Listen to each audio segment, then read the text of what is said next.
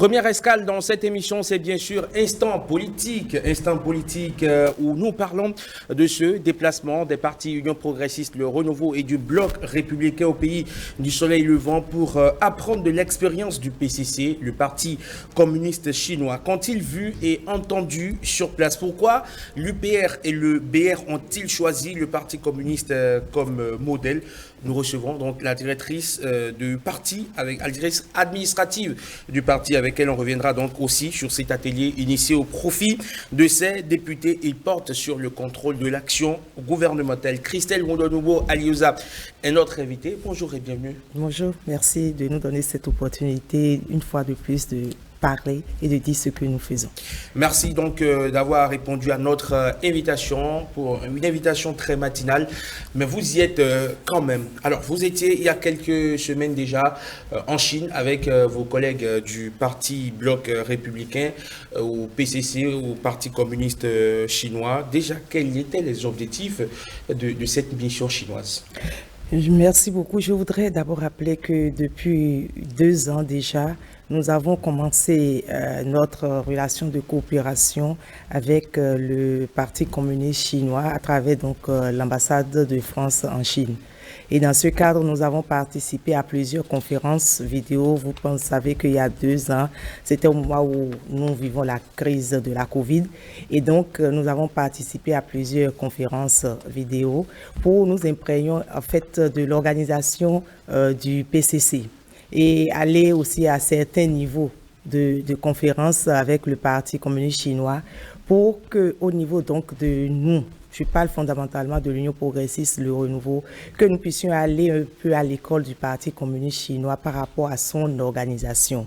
Dans le cadre toujours de cette coopération, nous avons reçu par 2 fois des lots de matériel de la Chine, du Parti communiste chinois, ceci pour renforcer nos capacités, renforcer nos bases. Et donc, c'est le prolongement donc, de cette coopération qui nous a conduits en Chine pour environ 2 semaines, où l'Union progressiste, le Renouveau, avec le Bloc républicain, j'espère que le Bloc républicain aura aussi l'occasion de passer par ici pour faire le point donc, de cette mission, ce qui concerne personnellement ce parti. Et donc, c'est dans ce cadre que nous sommes allés en Chine, aller à l'école chinoise, aller à l'école du Parti communiste chinois. Vous allez nous demander pourquoi nous allons à l'école du Parti communiste chinois. Déjà dans nos partis politiques, déjà au niveau de l'Union progressiste, le Renouveau, nous mettons en place l'école du parti. L'école du parti qui doit rester un élément fondamental de la formation des militants. Et nous avons choisi le PCC et peut-être que dans les jours à venir, vous nous verrez avec l'ANC en Afrique du Sud et d'autres partis politiques, tout système qui peut nous permettre, nous, à l'Union progressiste, le renforcement de notre parti, la construction d'un parti qui aspire à la gestion du pouvoir pendant des années. Et c'est cela qui porte le développement. Donc c'est ce que nous sommes fondamentalement allés faire en Chine. La Chine reste, comme nous l'avions toujours dit, c'est une conviction que nous avons à l'Union progressiste, le Renouveau, que la Chine, le PCC reste une inspiration pour nous. D'accord. Autant le parti a célébré son centenaire en 2021, autant il y a beaucoup de critiques qui entourent le PCC. Est-ce que selon vous, le PCC est un modèle, est un véritable modèle de démocratie?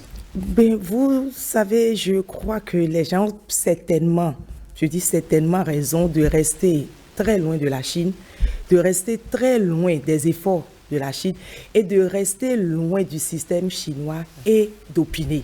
Quand vous allez vers le système chinois, le PCC, l'organisation du PCC, le fonctionnement du Parti communiste chinois, que vous apprenez mieux à les connaître, vous avez toute une autre idée, toute une autre appréciation du Parti communiste chinois.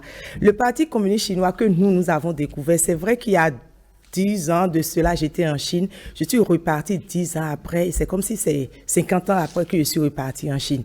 Et donc, le Parti communiste chinois aujourd'hui a une forme d'organisation qui peut faire école sur 2 ou 3 aspects. Le Parti communiste chinois a une organisation qui inculque à l'individu la discipline. C'est le premier élément que vous sortez de l'organisation. La discipline et puis suit en même temps le travail.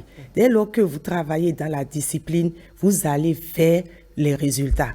Et quand nous prenons le Parti communiste chinois en lien avec la démographie chinoise, vous comprenez mieux pourquoi la Chine est plus axée sur ce modèle politique, ce système politique qui n'est certainement pas ce que nous pensons. Nous appelons ce que nous faisons la démocratie. Les Chinois parlent de la démocratie populaire intégrale. Et quand le Chinois vous parle de la démocratie populaire intégrale, cela suppose une organisation, une consultation de la base vers le sommet. Bien entendu que la décision est centrale. La décision est centrale dès lors que des consultations sont faites du quartier jusqu'au niveau provincial pour aller au niveau national. Et donc, la démocratie chinoise est à la chinoise. La démocratie chinoise permet à la Chine d'aujourd'hui d'amorcer sa révolution, la révolution que nous constatons aujourd'hui. Et si nous avons le temps, nous parlerons de cette révolution chinoise qui est axée sur la technologie, qui est axée sur l'intelligence artificielle. Rien aujourd'hui en Chine ne se fait sans la technologie, sans la numérisation. Et je pense que quand vous êtes dans un milieu où vous n'êtes pas capable d'apprendre à 50 personnes en 1 minute à faire le même geste et que vous êtes face à quelqu'un qui prend la moitié de ce temps, 30 secondes, pour apprendre le même geste à 1000 personnes, il faut aller à son école, il faut le respecter. Je pense que c'est ce qu'il faut tirer de cette expérience chinoise. D'accord. Alors, il y a quand même beaucoup de critiques au sujet du Parti communiste chinois qui se pose aujourd'hui presque à l'antipode de la démocratie comme véhiculée par d'autres pôles, notamment les États-Unis. Le Parti communiste chinois est au pouvoir en Chine depuis 1949. On le sait, a su se maintenir au pouvoir, pas forcément grâce à des méthodes démocratiques telles qu'on le souhaite. Il y a eu beaucoup d'événements historiques. Mais vous parlez de tel qu'on le souhaite. Tel qu'on le souhaite, là, le on, c'est qui? Les Chinois ont adopté une forme de démocratie propre à d'abord leur situation géographique, par rapport à leur démographie et par rapport à leur vision de développement. Et donc, le on dont vous parlez, je ne sais pas si c'est les Béninois. La démocratie est une vision gréco-romaine. Absolument que la démocratie, quand on parle de démocratie, nous parlons des principes. Et au niveau donc des principes, nous avons affaire à chaque pays, nous devons convenir d'ailleurs que chaque pays, en parlant de démocratie, lui donne le contenu qui respecte ou qui est en adéquation avec ses réalités. La Chine a des réalités qui ne sont pas les mêmes que les réalités américaines. Je ne suis pas là pour défendre la Chine. La Chine se défend et peut se défendre mieux que moi. Moi, je parle de quelque chose que nous avons vu, que nous connaissons et qui peut nous inspirer. C'est de cela qu'il s'agit. Les Chinois ne nous imposent pas leur système. Les Chinois n'ont jamais fait des expéditions ou n'ont jamais fait des incursions dans quelque pays que ce soit pour imposer un système politique. La Chine a adopté un système politique qui lui permet d'amorcer son développement, qui permet de nourrir, de loger, de permettre l'instruction des Chinois. Ils sont 1,5 milliard d'habitants. Et donc, c'est leur système. Mais quand vous parlez de démocratie, je vous ai parlé tout à l'heure de la démocratie intégrale. Je ne sais pas. Et puis nous, dans notre pays, il va falloir que nous fassions les débats qu'il faut. Si vous invitez un constitutionnaliste ici devant moi, certainement qu'il me dira à mes chamés, Madame Mundongo Alioza, vous ne pouvez pas. Il fera toutes les démonstrations possibles pour montrer que le système chinois n'est pas le meilleur système. Alors qu'il n'a jamais fait mes pieds en Chine. Peut-être qu'il n'a jamais lu l'organisation du système chinois. Je pense que, s'il vous plaît, je pense que nous devons laisser la Chine dans son système dès lors que ce système permet à chaque Chinois et à chaque Chinoise d'avoir ce qu'il faut et d'aller au développement. Si nous, au niveau du Bénin, si nous, au niveau de l'Union progressiste, nous pensons qu'il y a des pans du système chinois qui peuvent nous aider à porter notre parti, à construire le parti et même et à permettre que cela rejaillisse sur notre pays en matière de gouvernance, en matière de politique, en matière de vision, il faut le faire. Quand vous parlez de démocratie, vous allez me dire quelle est la situation des droits de l'homme aujourd'hui. J'allais en venir. Oui. Vous permettez quand même que je place quelques préoccupations qui sont liées justement à la Chine. Que pense alors le parti Union progressiste, le renouveau de ces différents faits historiques qui ont jalonné également le parcours du PCC, qui a cautionné, si vous permettez Madame Alioza, qui a cautionné par exemple la grande famine, c'était en en 1950, le massacre de la place Tiananmen en 1989, le travail forcé aujourd'hui des Ouïghours, la répression à Hong Kong, ce sont des situations de droits de l'homme qui plombent aujourd'hui les efforts de rayonnement de la Chine. Mais vous allez en citer plusieurs en ce qui concerne bien entendu celui que nous prenons pour le géant du monde, les États-Unis. S'il vous plaît, ce n'est que pour les autres qu'on essaye de faire les comptes. Personne ne nous a fait les comptes en ce qui concerne l'Afghanistan. C'est toujours par rapport peut-être à la Chine, par rapport aux pays africains, les pays du Grand Lac, au niveau de l'Afrique, qu'on fait ces comptes, qu'on comptabilise, qu'on pense qu'il y a du massacre. Je ne suis pas venu sur ce plateau pour défendre le massacre des citoyens, des individus du monde. Mais non, mais je suis sur ce plateau pour nous demander d'ouvrir les yeux. Et que de savoir que ce n'est pas en Occident, que ce n'est pas qu'en Occident que se trouve la démocratie. Et que les faits que vous avez cités là, en ce qui concerne les États-Unis, vous pouvez en citer. En ce qui concerne l'Occident, quand je prends l'Union européenne dans sa globalité, on peut en citer et mieux.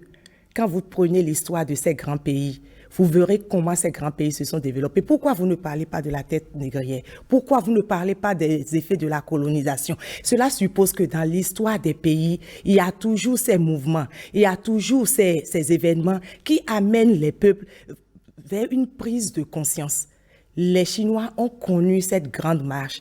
Mais cette grande marche, ils en ont tiré les leçons qu'il faut, ils ont tiré les conséquences qu'il faut et ils ont compris qu'il faut qu'ils se donnent la main pour aller de l'avant. Ils sont dans l'unité d'action, ils sont dans l'unité de pensée. Je ne parle pas de la pensée unique. Et quand vous êtes dans l'unité de pensée, vous allez à l'unité d'action, c'est clair que vous allez au résultat. C'est ce que la Chine fait. Et c'est ce qu'il y a de bien à tirer de la Chine. Les autres côtés, il faut amener la Chine, comme les autres nous amènent, nous autres, à corriger nos travers en Afrique, en Chine, amener à tirer l'attention sur les faits que nous reprochons certainement, que certains reprochent à la Chine. Bien entendu, que la Chine, dans son silence, ne manque pas non plus de parler ou de reprocher des faits aux géants du monde. Est-ce que vous serez pour l'instauration d'un système chinois au Bénin, par exemple? Un système chinois à la béninoise, parce que la Chine a son système à la chinoise. Donc, un système chinois à la béninoise, cela suppose que quoi? Bien entendu, quand je parle de système chinois à la béninoise, c'est que nous, en tant que Béninois, que nous puissions nous entendre, que nous puissions discuter et que nous arrivons à un système politique qui porte le développement dans notre pays. C'est ça le plus important pour nous aujourd'hui. Nous n'avons pas à nous calquer sur un système et nous sommes tous conscients de ce que, depuis une trentaine d'années, que le système politique, la démocratie est partout sur cette terre. Tout le monde, tous les pays vous diront qu'ils sont en démocratie dès lors qu'ils ont la possibilité de porter leurs actions, dès lors qu'ils ont la possibilité de suivre, peut-être, vous me direz, entre griffes, la volonté de leur peuple. Et la démocratie ne suppose pas. Je vais lancer, j'espère, dès que je le dis, vous allez voir, ça va faire le tour sur la toile et que c'est Christelle Mundongo qui est venu faire ces déclarations. Mais je pense que la démocratie n'est pas systématiquement synonyme d'élections telles que nous faisons dans nos pays, où nous engloutissons des centaines de milliers d'argent du contribuable et à la fin de ces élections, nous nous embrouillons, nous commençons par en réalité développer des crises dans nos pays. Et donc, sur le parcours d'un mandat 5 ans, nous sommes en train de nous tirailler. Et puis, par la suite, nous reprenons les élections. Et c'est toujours le même. À la démocratie. Pardon? Quelle définition vous donnez à la démocratie? Quand je vous parle de la Chine, qu'est-ce que vous pensez de la démocratie? Mais je pense que c'est le système politique qui permet à un pays d'aller vers le développement, d'assurer le bien-être de ses populations. Peu importe la situation des droits de l'homme. Je ne parle pas de la situation des droits de l'homme. Je pense que chaque système règle le problème des droits de l'homme. Vous pensez que, comme je l'ai dit tout à l'heure, que la situation des droits de l'homme sont réglées partout où nous parlons de la démocratie, où on nous impose de rester dans une ligne directrice de démocratie? Non, je ne crois pas. Ces débats-là doivent évoluer en Afrique. Et je ne pense pas que ce soit seulement le Bénin qui puisse porter entre griffes cette révolution. Mais le démocratique doit évoluer dans nos pays. Et que nous ne restions pas calqués sur cette démocratie qui nous engage dans des élections de façon systématique, qui nous permet de nous opposer. Tenez, en Chine, nous parlons du Parti communiste chinois. sans aller vers les autres partis qui existent en Chine. Vous allez me dire, oh, c'est des partis qui n'ont pas d'importance. Je vais vous donner une bonne information que vous allez garder. Il y a 8 autres partis politiques en Chine. Et ils les appellent les partis de participation. Ils ne les appellent pas partis d'opposition. Parce qu'ils se disent qu'ils n'ont pas à s'opposer. Ils ont à se donner la main pour aller vers le développement. Ils ont 1,5 milliard d'habitants. Et les ministres de l'éducation en Chine, allez vers les statistiques, vous verrez que la plupart des ministres en charge du secteur de l'éducation en Chine ne proviennent jamais du PCC. Ils proviennent des autres partis parce qu'il y a 2 partis qui sont constitués d'élites. Et donc, le PCC, dans la participation, dans ce système de participation, invite les autres partis à la gestion du pouvoir. La gestion du pouvoir se fait de la base vers le sommet, dans la discipline. En Chine, quand vous êtes chef quartier, vous ne pouvez pas penser que lors de la prochaine élection ou des prochains mouvements, que vous puissiez aller aux élections législatives. C'est ça la discipline. Vous ne pouvez pas le faire.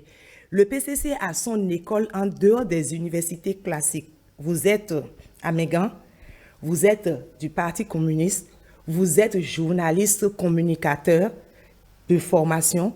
Le PCC vous prend, vous intègre à l'école du parti par rapport à sa vision, par rapport au lieu, à l'endroit, au poste qu'il doit vous mettre. Vous ne pouvez pas vous lever un petit matin et apprendre que le PCC vous a nommé, vous, ministre de la République. Vous n'aurez pas ça en Chine. Et chaque fois qu'un poste se libère, on connaît déjà le successeur. Parce qu'on a déjà mis cette organisation et cette formation en place. Et quand on est dans un pareil système, on ne peut pas dire que c'est un mauvais système. Et à tous les systèmes du monde ont leur tard, ont leurs défauts qu'on corrige au fur et à mesure. Et donc, nous, à l'Union progressiste Le Renouveau, nous ne disons pas qu'on vienne calquer le système chinois au Bénin. Mais nous pensons fondamentalement que c'est un système qui doit nous inspirer. D'accord. Un système où on ne peut pas critiquer le parti parce que cela reviendrait à critiquer la nation. Ça, on peut l'applaudir. Vous êtes dans votre position ici et vous le dites. Je ne pense pas que les Chinois se plaignent de ce qu'on ne puisse pas critiquer le pouvoir chinois. Et ceux qui font la critique, je vous ai dit, ils appellent ça les partis de participation. Et non seulement que ces partis critiquent, mais les militants, les citoyens chinois qui sont militants du PCC font leurs critiques, mais ils ne le font pas. Nous, chez nous, quand nous n'installons pas les rings un peu partout dans notre pays, nous ne critiquons pas. Quand nous n'installons pas les rings dans nos maisons, nous ne sommes pas intelligents. Non. Au niveau des Chinois, vous verrez qu'ils ont leur méthode de collecte des informations, de l'aspiration des populations, des quartiers jusqu'au niveau provincial. Et donc, à chaque moment où il faut légiférer, vous verrez qu'en Chine, combien de quartiers on peut avoir dans cette grande Chine? Dans chaque quartier, pour légiférer, vous constatez qu'on légifère en tenant compte des besoins spécifiques de chaque quartier, de chaque district et de chaque province, de telle sorte que les populations sont impliquées donc dans les décisions qui sont prises. Bien entendu qu'au finish, la décision, elle est une décision centrale. Et quand elle est prise, tout le monde s'y soumet. D'accord. On peut se demander aussi que cherchent des progressistes chez des communistes. Vous savez quoi? C'est aussi ça ce que nous avons. Quand nous parlons d'idéologie, tout le monde pense au communisme. Et on pense que c'est le communisme qui, de par le communisme, qu'on peut parler d'idéologie. Les communistes, en fait, les Chinois sont des socialistes. C'est des gens qui sont socialistes. Nous sommes de la social-démocratie. Et quand vous étudiez un peu le système chinois aujourd'hui, c'est un système qui incorpore les éléments du socialisme dans l'économie capitaliste et libérale. Et donc, ce n'est que ça, c'est-à-dire que la Chine fait une ouverture sur le monde capitaliste, sur le monde libéral. Parce que la Chine ne peut pas vivre seule et aller vers son développement. C'est ça le système chinois que nous avons aujourd'hui. Et de génération en génération, vous constaterez qu'en Chine, il y a une certaine ouverture. Aujourd'hui, c'est la nouvelle ère. Et la nouvelle ère, en fait, c'est l'ère où le président chinois actuel prône le développement intégral de chaque citoyen du monde, le respect de chaque citoyen du monde, quel que soit son système politique ou son système économique. C'est ce que les Chinois font aujourd'hui. Et quand on est dans un tel système, on va au développement. On constate que la Chine se construit. Aujourd'hui, la Chine est presque digitaliser. C'est vrai que la digitalisation a certainement aussi ses conséquences. Mais la technologie, l'innovation, comme le prône, et c'est en cela que nous apprécions ce que fait le président Talon aujourd'hui par rapport à l'école des métiers numériques, ce que nous faisons par rapport à Glodibé, l'apprentissage, ce qui se fait à Seme City. Ce n'est que par ces actions que nous pouvons nous développer. Et en tant que parti politique, participant à l'action du gouvernement et étant de la mouvance présidentielle, nous pensons que c'est des axes que le président de la République doit explorer. Et le président doit fortement renforcer l'axe Bénin-Chine dans ce secteur, le secteur de l'apprentissage, le secteur de l'innovation, le secteur de l'intelligence artificielle. Il va falloir que nous puissions voir les pays qui puissent nous aider en dehors même du système politique. Aujourd'hui, pour le Bénin, nous avons besoin d'aller vers les autres pour apprendre et permettre quand même que nous ayons des compétences au pays, des compétences qui amènent au développement, qui nous amènent à un départ en réalité du développement de notre pays. Le système politique, c'est chaque pays qui l'adapte selon ses réalités, selon ses besoins. Et il va falloir qu'on en parle dans le pays sans état d'âme. D'accord. Est-ce que pour vous, le développement absout les questions de liberté et d'épanouissement? Ben, vous revenez sur la même question, vous me posez la même question de 1000 manières. Vous voulez m'amener à conclure, comme nous avons l'habitude de faire, que ben voilà, quand on prend un système comme le système chinois, peut-être quand on veut un autre système et qu'on n'a pas la liberté, qui vous a dit que les Chinois ne sont pas libres? Et nous avons fait un constat fondamental. L'implication de la femme dans le développement de la Chine, l'implication de la femme dans les secteurs clés de décision en Chine. Nous avons vu des femmes chinoises à la tête de grosses structures en Chine. Moi, j'ai particulièrement posé la question. Les Chinois nous ont dit seulement que il y a des moments où ils pensent que certaines questions ne sont pas utiles. C'est pour ça qu'ils ne répondent pas aux récriminations du monde. C'est ce qu'ils nous ont répondu. Et que ceux qui veulent savoir, ceux qui veulent connaître la Chine, se rapprochent de la Chine. Il faut qu'on se rapproche un peu plus de la Chine. De retour de ce voyage chinois, de cette immersion chinoise, on va le dire ainsi, comment est-ce que vous en ressortez? Et quelles sont les résolutions du Parti Union Progressiste Le Renouveau? Mais nous sommes revenus reconfortés qu'il n'y a que la discipline, le travail qui porte les nations.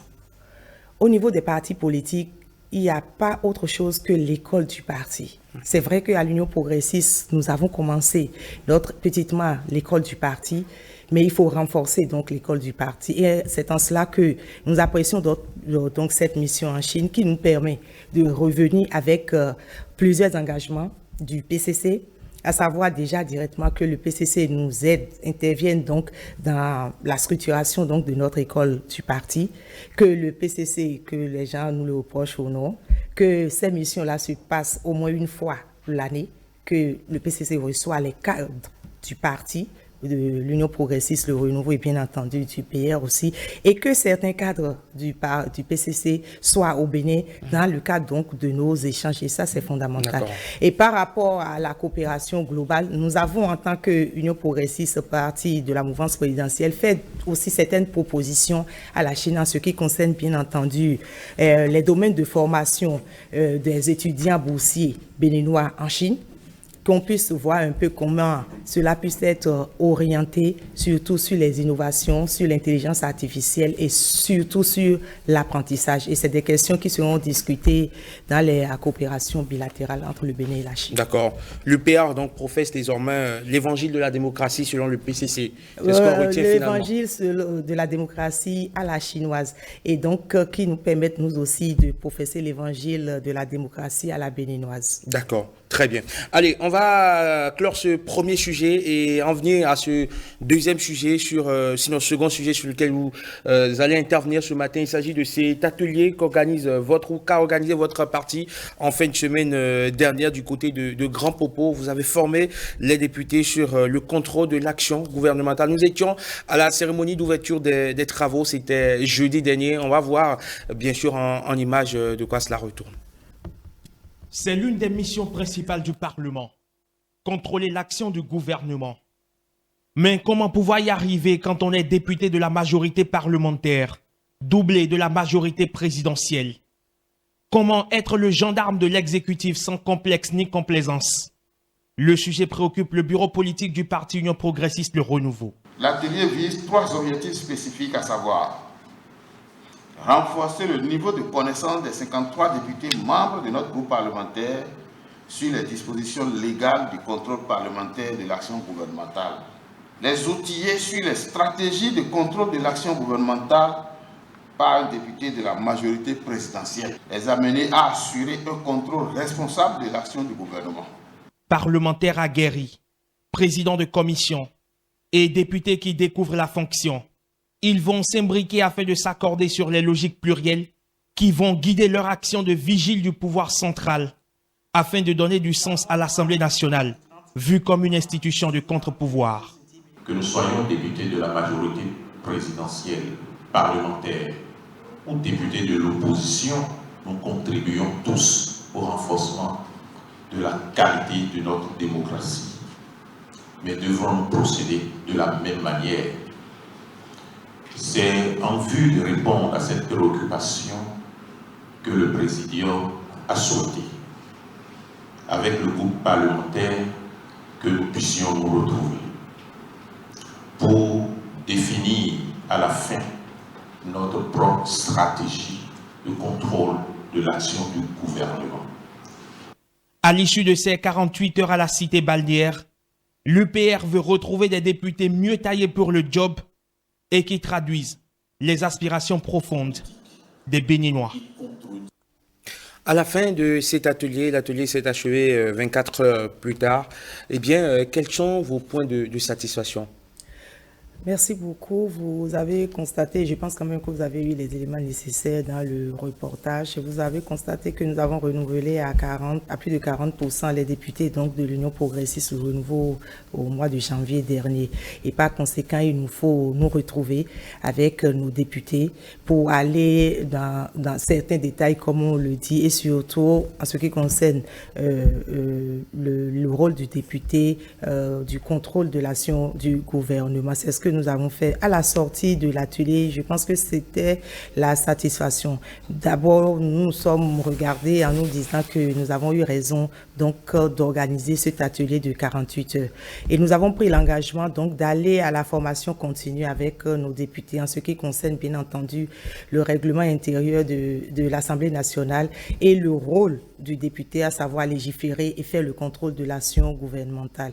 Le contrôle de l'action gouvernementale répond à des règles, répond à des normes. Quand on parle d'une question orale, de quoi cela retourne? Quand c'est une question orale sans débat, de quoi il s'agit, question d'actualité, etc. Il faut que nos camarades députés comprennent de quoi il est question. Est-ce que vous avez l'impression que certains avaient des lacunes dans ce sens? Écoutez, nous avons affaire à des députés. Nous avons eu plus peut-être la moitié renouvelée et il est normal que nous puissions leur permettre d'apprendre ce que c'est que légiférer, ce que c'est que le contrôle et que en réalité, c'est pas que nous leur apprenons que c'est que légiférer ou faire le contrôle de l'action gouvernementale, mais c'est leur apporter les éléments qu'il faut, le dispositif légal, le dispositif stratégique qui est propre d'abord à notre parti. Et au niveau de l'Assemblée nationale, nous devons, de par nos engagements, de par nos débats, nous identifier du fait que nous soyons la majorité parlementaire de la majorité présidentielle et que nous jouons notre partition. Jouer notre partition à l'Assemblée, contrôler l'action du gouvernement, c'est permettre à notre population d'être aussi informée des actions menées par le gouvernement et en même temps donner l'occasion au gouvernement de s'expliquer et d'améliorer donc ses actions sur le terrain. C'est fondamentalement nous notre rôle et il faut qu'on permette à nos députés de connaître et de savoir faire. Savoir faire, c'est surtout en matière de contenu, en matière de forme, les questions au gouvernement, le contrôle de l'action gouvernementale et aussi nous entendre à l'intérieur sur notre stratégie donc du contrôle de l'action gouvernementale en tant que majorité parlementaire de la majorité présidentielle. Justement, quand on est de la majorité parlementaire doublée de la majorité présidentielle, comment est-ce qu'on contrôle l'action du gouvernement? Est-ce qu'on est vraiment impartial dans la démarche? Je ne pense pas qu'il s'agit d'une question de partialité quand nous parlons du contrôle de l'action du gouvernement. En tant que UP, les prérogatives des députés à l'Assemblée, c'est légiférer, c'est contrôler l'action du gouvernement. Le contrôle de l'action du gouvernement n'est pas une guerre que nous menons contre le gouvernement. Nous ne sommes pas en face du gouvernement parce que nous parlons de contrôle de l'action gouvernementale. Ce n'est pas un rôle de vigile. Mais non, ce n'est pas un rôle de gendarme. Ce n'est pas que nous sommes les gendarmes aux trousses du gouvernement, non. Nous donnons l'occasion au gouvernement d'informer la population. D'accord. Et nous permettons aux représentants du peuple d'attirer l'attention du gouvernement sur les actions, sur les besoins des populations, sur les attentes des populations. Et quand nous dépassons peut-être cette étape, on évolue. Mais je crois que nous ne pouvons pas et nous ne devons pas, pour notre pays, nous devons changer de méthode de contrôle de l'action du gouvernement. La majorité peut contrôler. Ce que nous appelons opposition peut contrôler. Et que l'opposition contrôle l'action du gouvernement dans une certaine éthique. Nous n'avons pas besoin d'engager des bras de fer inutiles avec le gouvernement en parlant du contrôle de l'action du gouvernement. Nous avons en fait habitué nos populations à un principe. Le principe chez nous, c'est que c'est celui qui parle beaucoup, c'est celui qui peut être même injurié, c'est lui qui porte la population. Et puis heureusement, certains commencent par comprendre que ce n'est pas que ça. Et ça ne devait même pas être cela. Ce n'est pas aller à l'Assemblée dans des déclarations tous azimuts. Ce n'est pas ça, le contrôle de l'action du gouvernement. Qu'est-ce que nos populations en tirent? Il y en a qui sont friands de ces déclarations, qui attendent que, ah oui, tel, on va le dire au gouvernement. Mais quand on a fini ça, qu'est-ce que nous faisons? D'accord. Très bien. Allez, on a compris votre message, Christelle Ondonungu. Avant de vous laisser partir, de vous laisser filer de ce plateau, on veut bien, évidemment, prendre votre avis sur ce match. On sait que vous êtes très sportif dans l'âme sur cette rencontre des Guépards samedi dernier, sanctionné par un score nul de parité 1 but partout, qui maintient les Guépards toujours en course pour la Coupe d'Afrique des Nations, la qualification à la Coupe des Nations en 2023 du côté de la Côte d'Ivoire. Un match qui s'est déroulé finalement dans le sang presque, on va le dire ainsi, parce qu'il y a eu des décès. Ah oui, et puis je voudrais ici certainement que les voix plus autorisées vont porter cette marque de condoléances à l'endroit donc des familles éplorées. Nous regrettons qu'à la suite donc de cette rencontre, que nous ayons perdu peut-être quelques Béninois. Nous a parlé de 2, combien, et que certains sont blessés. C'est bien regrettable. Nous le disons, c'est bien regrettable que nous organisions une rencontre chez nous et que nous ayons ces conséquences. Des questions aura l'avenir dans ce sens? Certainement. Il va falloir qu'on nous explique ce qui s'est passé au stade de l'amitié. Nous pensons que notre pays, pour le niveau où nous sommes aujourd'hui, nous ne devons plus avoir donc ces genres de résultats après un match. Ceci étant, je voudrais aussi saluer cette performance de l'équipe nationale. Il n'y a que ceux qui restent très loin des efforts des autres, qui apprécient autrement certaines actions, certains résultats. Ne nous satisfaisons pas d'un match nul, mais nous reconnaissons qu'il y a eu des avancées au niveau donc de l'équipe nationale et qu'il faut maintenir le cap, il faut continuer le travail. Je dis bravo à ces joueurs, surtout que moi je suis allé au stade, je vais vous dire pourquoi. Je suis allé au stade pour 2 raisons. Je suis allé au stade pour voir ces jeunes du championnat, ce que les gens appellent le petit championnat béninois. Je suis allé voir les joueurs qui ont été sélectionnés au sein du championnat. Comment est-ce qu'ils vont jouer? Vous avez constaté, ils ont joué librement. Nous avons besoin de ça et nous engageons le staff technique donc, dans cette direction.